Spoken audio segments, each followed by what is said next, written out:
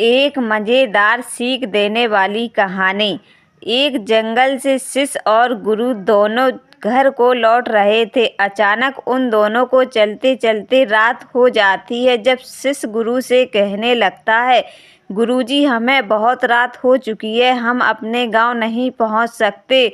हम ऐसा करते हैं, एक गांव में चलकर रात के लिए कुछ बसेरा कर लेते हैं। तो शिष्य की बात मानकर गुरुजी कहने लगते हैं, ठीक है, ये आगे चल के गाँव आ रहा है, यहाँ पर चलकर देखते हैं। कोई हमें एक रात के लिए अगर बसेरा दे देगा तो हम उधर पर एक रात रुक जाएंगे।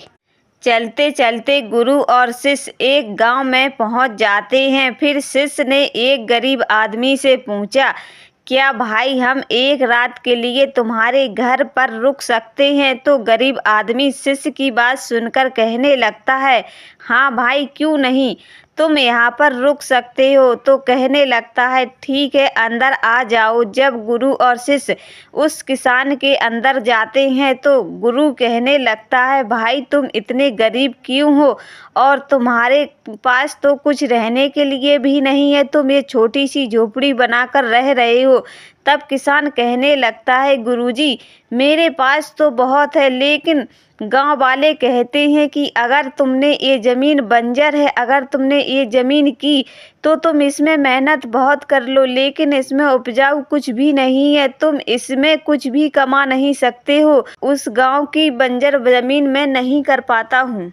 फिर गुरुजी ने उस किसान से कहा, तो तुम अपना घर का खर्चा कैसे चलाते हो? फिर किसान ने गुरुजी को बताया कि गुरुजी, हमारे पास एक भैंस है, उसी का दूध बेचकर हम अपना घर का खर्चा निकाल लेते हैं। तो सब लोग खाना खाकर सो जाते हैं।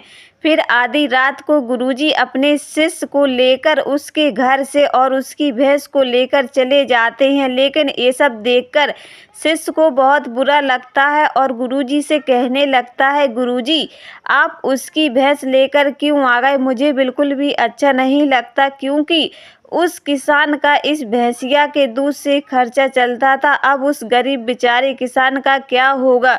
शिष्य की बात सुनकर गुरुजी मुस्कुराने लगते हैं और रास्ते में चले जाते हैं। शिष्य से कुछ भी नहीं कहते, लेकिन शिष्य इस बात को लेकर बहुत परेशान हो जाता है। 10 साल बाद जब शिष्य बहुत बड़ा गुरु बन जाता है तो शिष्य को उस गरीब आदमी की याद आने लगती है और गुरुजी से कहता है, गुरुजी, मैं उस गांव में वापस जा रहा हूं जिसकी आप भैंस लेकर आए थे। तो गुरुजी मुस्कुराते हुए कहते हैं, ठीक है, तुम चले जाओ। तो वो शिष्य उस गांव में वापस आते हैं तो शिष्य ने क्या देखा, ये सब देखकर चौंक जाने वाली कहानी है।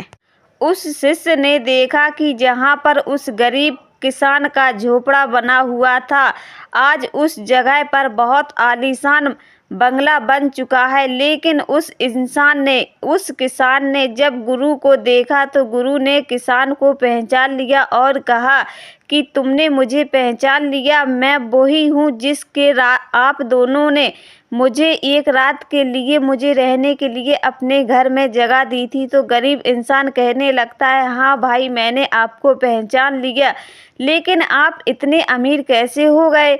फिर कहने लगा, किसान ने अपनी कहानी बताई शिष्य को और कहा कि उस रात तुम दोनों उस दिन से चले गए थे और साथ ही साथ हमारी भैंसिया भी गायब हो गई, पता नहीं कहाँ चली गई।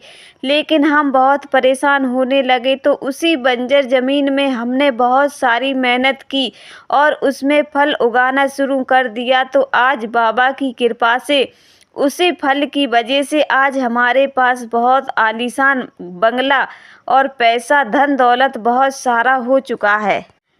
गरीब किसान की बात सुनकर शिष्य को अपने आप पर दुखी हो जाता है। फिर उसे याद आता है कि मेरे गुरुजी ने क्या अच्छा किया था, लेकिन मैं उनकी बात कुछ समझ ही नहीं पाया। तो आप लोगों को हमारी ये कहानी कैसी लगी?